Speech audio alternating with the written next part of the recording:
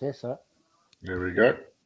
Hello, guys. Welcome back to the SADGA podcast. We've got a delightful episode lined up for you tonight with three wonderful guests. We start with our executive director, our esteemed executive director, Mr. Craig Moorgas, followed by Basil Mann and Reinard Schuhknecht. Guys, how are you doing this evening?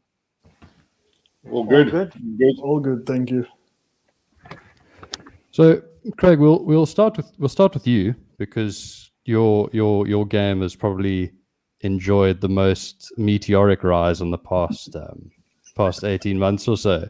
What would you attribute that to? I remember in the lead up to the provincial challenge, you mentioned that just playing more regularly certainly helped you, but from a mental standpoint, do you think just being more confident in what you're doing has helped? Yeah, I think the big thing for me is obviously having more time. So just more time to play and getting in a lot more practice rounds. And especially when we were trying to come back after the major lockdowns last year, there was an opportunity to play a little bit more golf.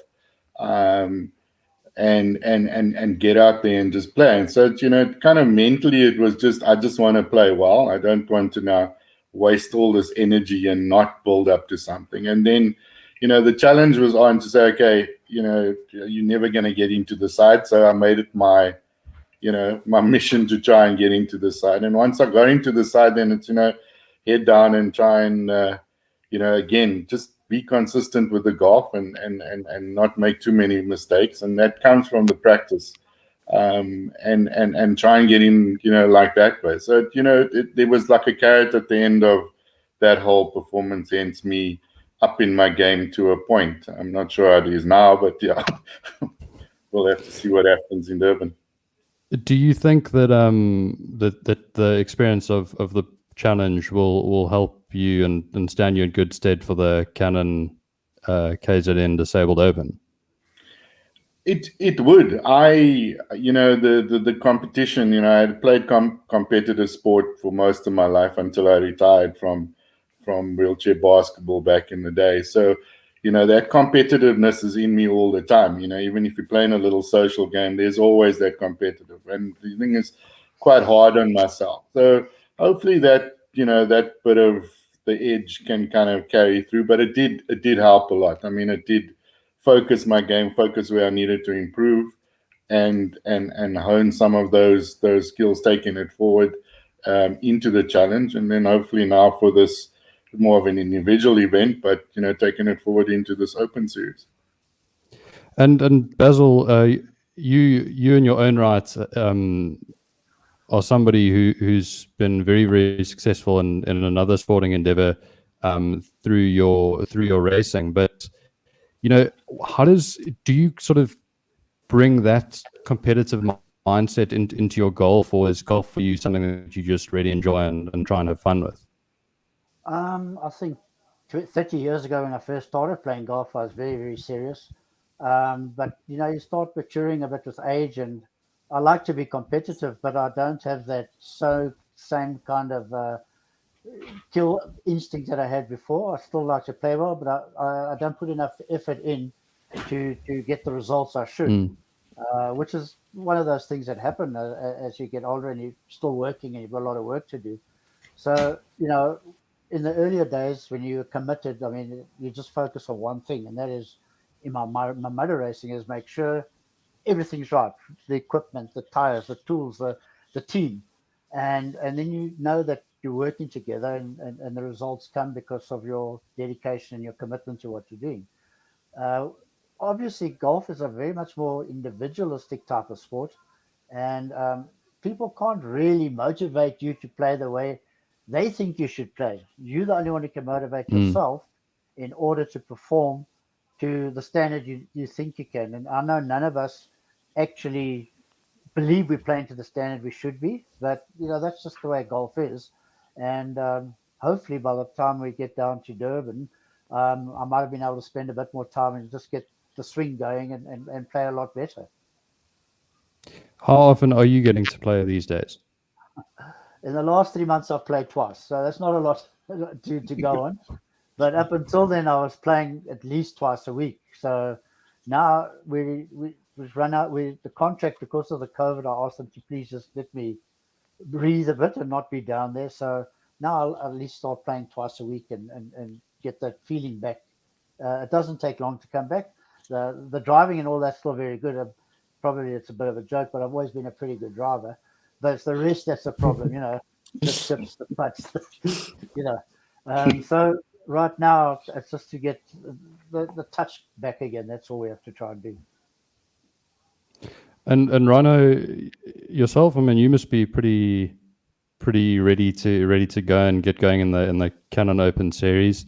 What are you looking to achieve in that first event at Mount Edgecombe? Yeah, to start off, I'm looking forward to it. I think it's a great initiative Lily and her team has put together here.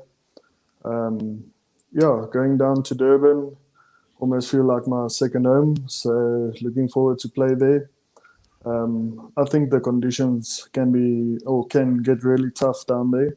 So I normally play well in tough conditions.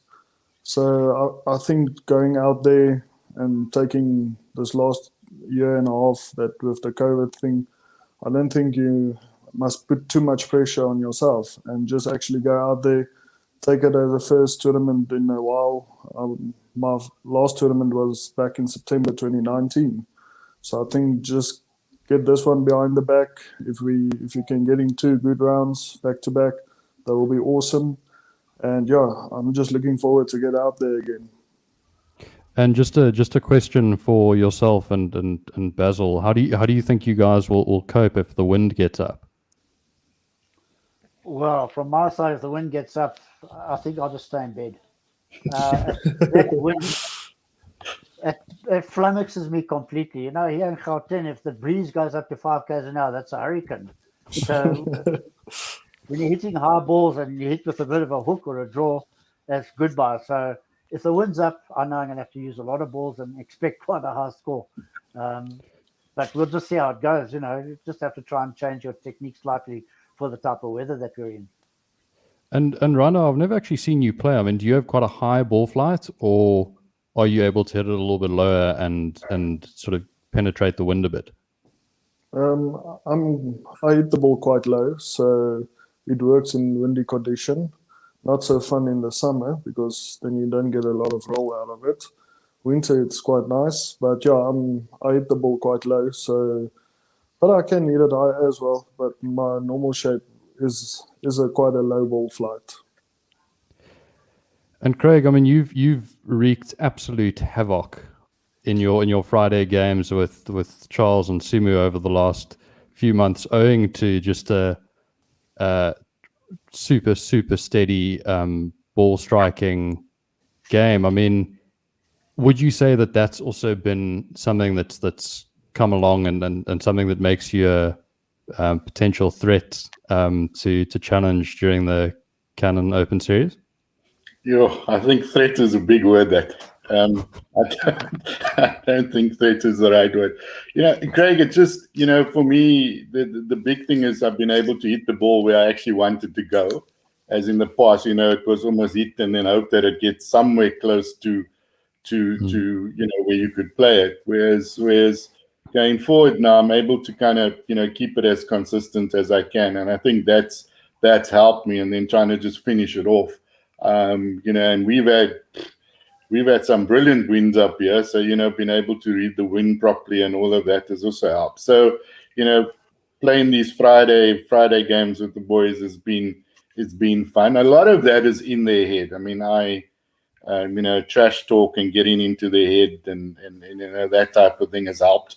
I think it's probably 90% of that, and then the rest of it is just my game, kind of hitting it down the middle, almost senior golf, hitting it down the middle, hitting the next shot down the middle, and, putting for 2, and then you actually scoring a 5 or, a par or something like that. So it's been consistent, and that's hopefully what I can take to Durban, is just try and be consistent, not try and, be too fancy and get out of my head. The big thing with me, as soon as I get in my head, that's it. I'm hitting every single ball in the water or anything like that. To be honest, I think, I mean, as much as you say that you get inside their heads, I think it's also on their part. It's probably also the fear of potentially losing their jobs if they do, in fact. Well, that's part of getting into the head, you know. If you Oh, you threaten see, all that type of stuff, if you threaten all that type of stuff. So yeah, that for them on a Friday, that for me works, but it's not going to work in Durban. I can't threaten anybody like that. So I gotta come with my game and hope my game talks rather than me talking all the time. And I mean, just a general question for the three of you. We can start with Rhino and then go Basil and then Craig. I mean, how much experience do you guys have playing the woods at Mount Edgecombe? I don't have a lot of experience on that golf course. I've played it twice. Can't really recall all the holes, but I can remember there's a couple of tough tee shots. And I think getting off the tee will be key, especially with windy conditions and maybe rain even. So get yourself in a good position will be key on that golf course. And then there's a couple of tough approach shots as well. So I think the winner in Durban will definitely play very, very good golf and definitely have to put 2 rounds together that not with any loose shots out there. And yeah, it's going to be a tough one, but looking forward to it. And Basil, I mean, have you played it much? No, I think I played it when it first opened, way back in the last millennium, and only played it once. So, but speaking now and listening to Craig and Rhino, I think I'm going to just tee off with my putter and play the whole game with my putter. That's the only way I can probably find the fairway, because the wind, I know, can be effective, but you know what, we'll just adapt. I'm sure on the practice round on the day or so before, we'll soon pick up where we are and what we're going to do. So to be privileged enough to be able to play, especially with all this rubbish COVID going around and all these other hochos, as Johan Deploy calls it, I'm really looking forward to seeing all the guys again. And to just do our best. That's all we can try and do. 100%. And Craig, how FA with Mount Edgecombe are you? I haven't played it. That's the one. I've been there for several events that we had, but then I was carrying a knee injury the last time we went there. I think it for the Watches Unlimited Day, and one of the Canon first swing interprovincials we had there. And I haven't played it at all. I've driven it and kind of gone around with the guys. And Rhino's right. I mean, there's some very interesting tee shots there. And if you get it wrong, you get it very wrong. So, but, it's what it is. I mean, it's the great equalizer to everybody, the wind as well. I know what Basil's saying, but even us that are used to these howling winds here, we also just don't get it right. If you're on the day, you come with a game that is consistent enough to be able to get under the wind, then you're okay. But you may have one of those bad days. The course does bite you. And I've seen it happen. I mean, we've seen one of the corporate days we were at, the guys were really struggling, the big hitters, that type of stuff. You've got to think about it a bit more. Rhino's right. There are some interesting challenges out there. Let alone the wildlife that runs across the paths and stuff like that. So that's interesting. I know Matsumu's is looking forward to that wildlife. I know he's already trying to make excuses about why he may not play that well, but we'll see. We'll see. But I mean, I've never actually been to an SA Disabled Open, so I'm interested to hear your guys' perspective on when you play a practice round at a course before one of the opens. Do you generally take a caddy round with you to just sort of point out points on the course you need to be aware of, or was it not something you really do? Craig, we can start with you. No, playing from 18 and above, I think the big thing with the practice rounds for us is just to understand where not to hit. So it's kind of just going around hitting and then almost seeing where your, kind of where your drive is and where, a couple of your mid-irons are and something like that. But not with a caddy. I mean, I really really ever use a caddy anyway. So it's just to really just see what is there and hope that I remember it on the day. The practice round for the challenge was a little bit different. I mean, there I got very technical and wrote down every single hole and every single practice shot and things like that. Whether that helped, I don't know. But yeah, I don't. I mean, to just try and get used to the course and see what it's about and see, obviously see where the hazards are. But for me, that doesn't help. If I know there's water, I'm going to hit into the water. So that's a problem with me. So a lot of the practice, I had to probably only do 9 holes and stay away. So I'll be okay for 9 holes. But the other 9 holes where I know there's a water hazard on, that's me. I'm gone. It's in my head. And Rhino, I mean, you've obviously contended in quite a few tournaments. So how do you generally approach practice rounds? Yeah, with a practice round, I don't put any pressure on myself. Just go out, hit two tee shots. If you're not sure how's the hole, get a feel for the golf course. Is it running out the fairways? Are they soft? So yeah, there's a lot of factors to look out for when you're playing a practice round. And I normally don't keep score, because if you have a good round in your practice round, you put extra pressure on yourself going into the first round. Or if you've got a bad round in the practice round, you're already in a bad space going into the first round. So I normally just take it as a nice casual stroll down 18 holes and just, like Craig said, see where's the hazards, where not to hit it. Some holes it's better to rather hit a short iron off the tee and leave yourself a longer iron in to keep yourself out of the trouble. And some holes it's better to bomb it for the green and leave yourself a short chip in, because there's a more open space close by. So yeah, there's a lot of things to look out when you play a practice round.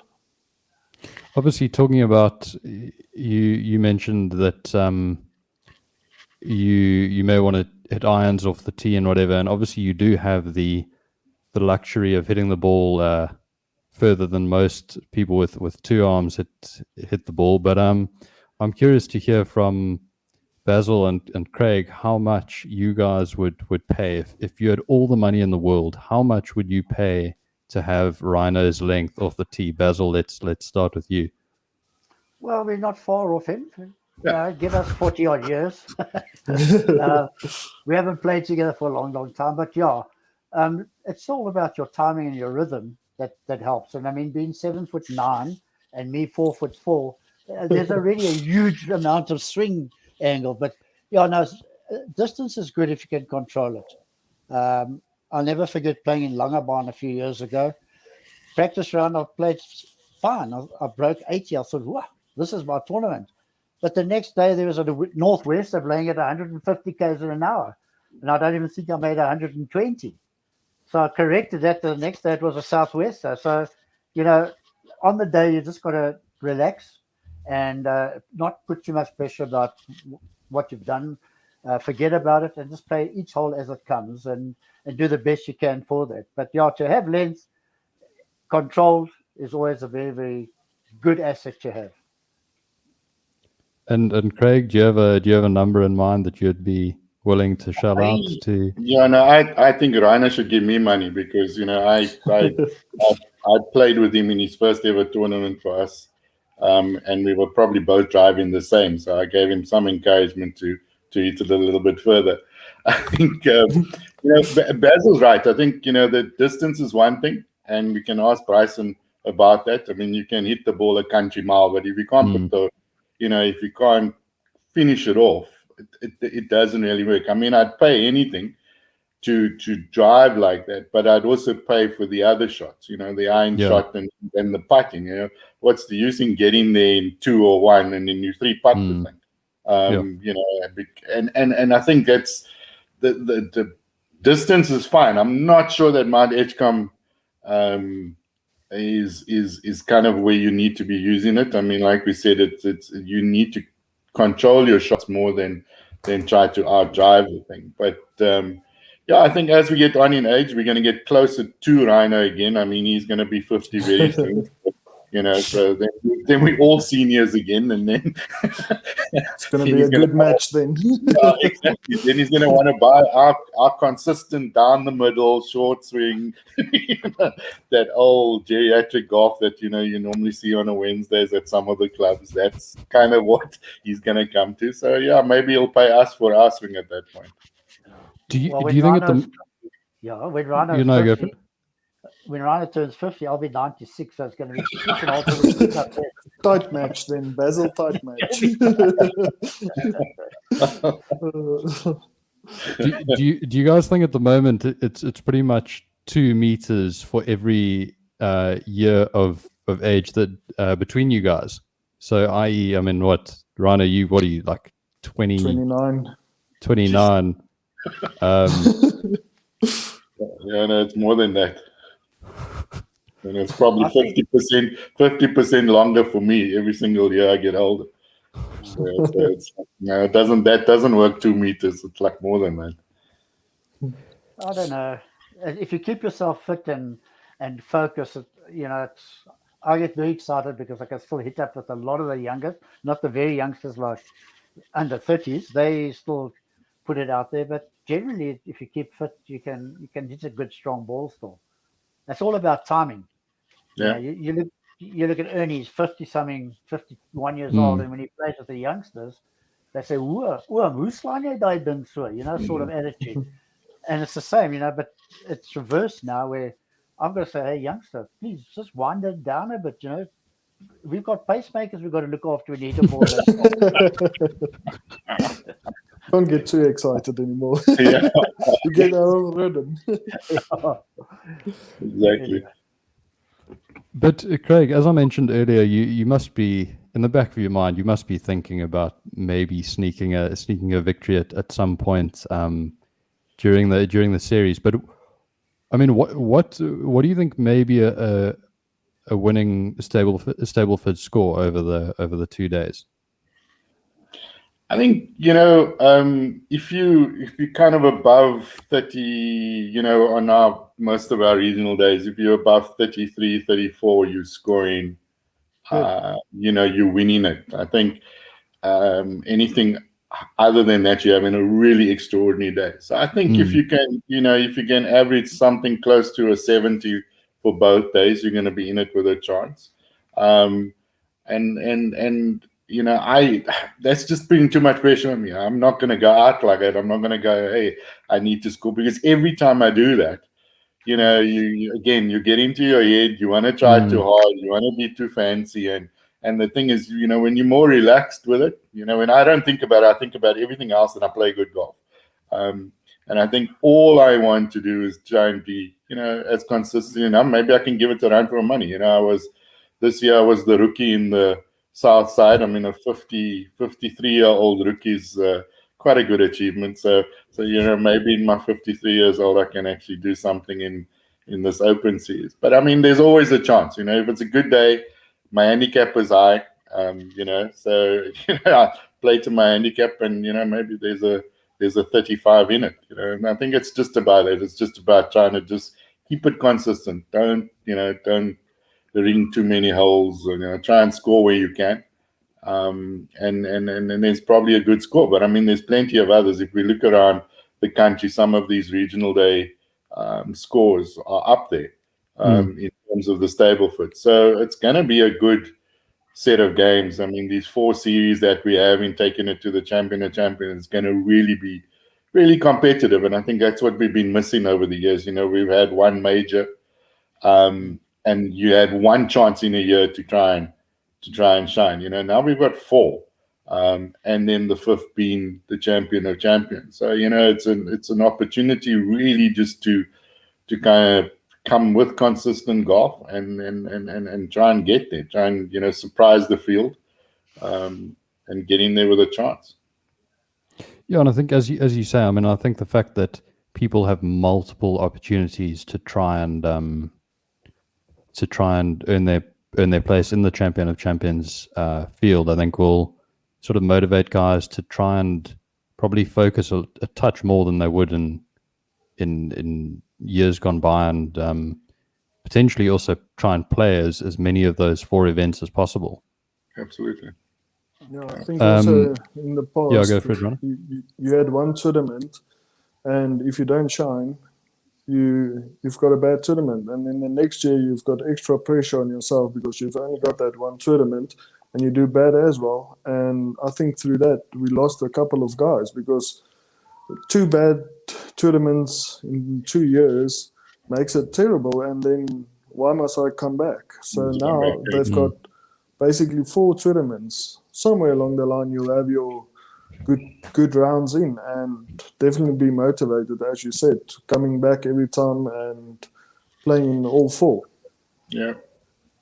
And I suppose now as well, I mean, you know, because you in the past you've only played one event, you're not guaranteed to actually like the course that you're playing. Whereas with 4, chances are you're gonna have at least 1 or maybe even 2 that sort of suits your eye and suits your game, which I presume is a pretty big advantage. But Basil, from your perspective, I mean, have you sort of looked at the schedule of the courses we're playing, and have you identified one of them which you feel you stand the best chance at? I haven't really looked that closely because, you know, for me, this is like 4 majors for us with a final after the 4 majors. So each one's very important, and you just got to target your best for each course you're playing. It's very difficult. You can just wake up on the wrong side of the bed and your favorite course becomes your least favorite course, you know. So it's just about trying to be consistent. And the more consistent you are, the better chance you have of getting into the final at the end of the year. And Rhino, I mean, at the moment,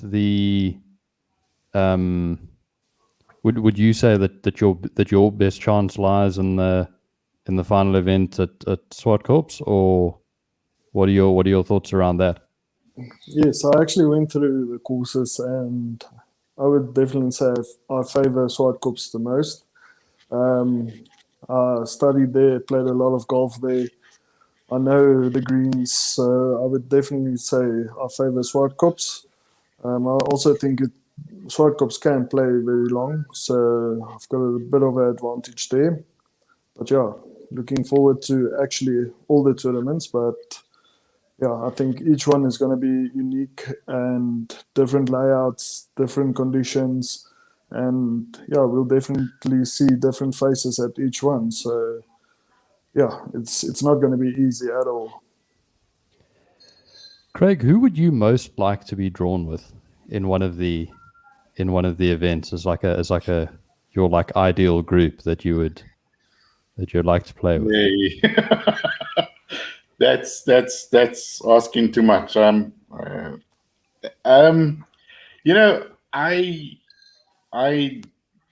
the whole thing about disabled golf, and especially at our tournaments, is that it's sort of one whole big family. So, you know, to anybody in that environment, you know, is a good pick.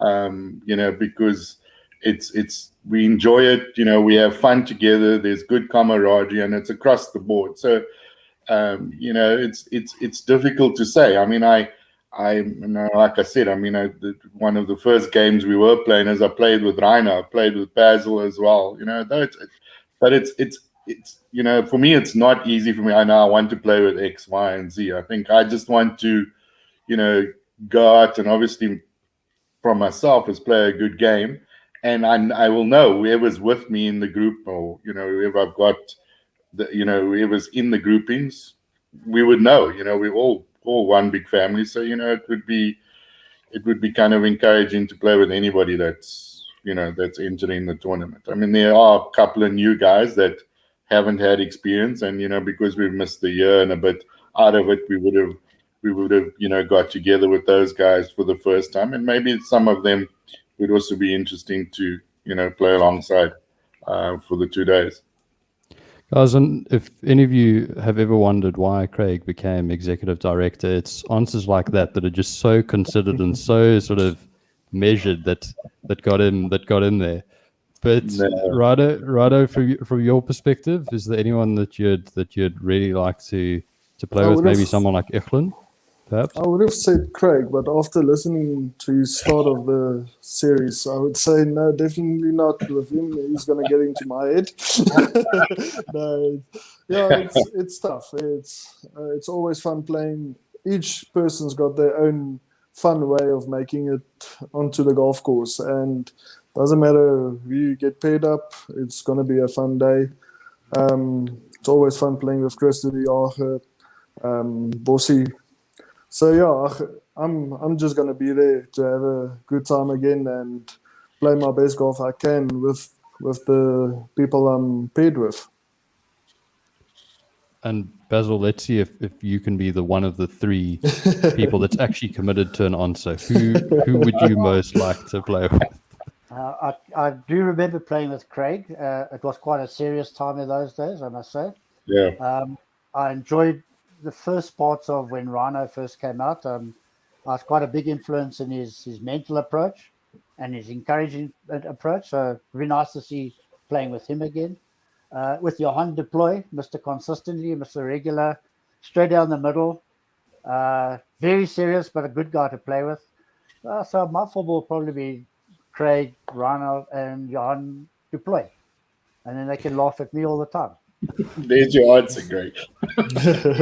Thank you for fully committing to that. But Rhino, I have to ask you, because obviously you played with Craig when you made your debut, and I know from my perspective probably the first handful of times I met him, I was seriously intimidated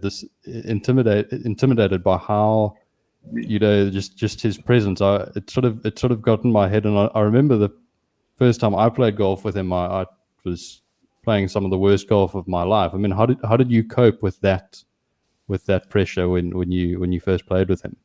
I think the toughest part was because in Afrikaans we call is someone that's older Wim, and all of a sudden I can't say Wim to this guy, and he said, no, please call me Craig. I think that was the toughest part, and the thing I was thinking about in the 18 holes. So, but yeah, no, it's definitely, you want to play your best golf when you play with someone, and especially with Craig as well.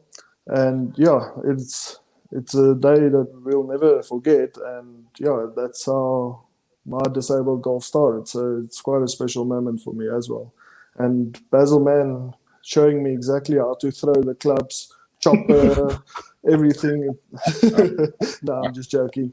No, everyone plays a role in your golfing career, and if you can remember all the tips they gave you, you'll definitely make a big success out of it.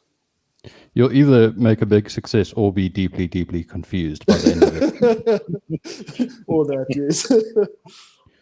But we're going to play a little game to finish, and then we'll revisit it sort of after the event. But what do you guys think will be the gross winning score over 2 rounds of medal? Craig, let's start with you as the executive director.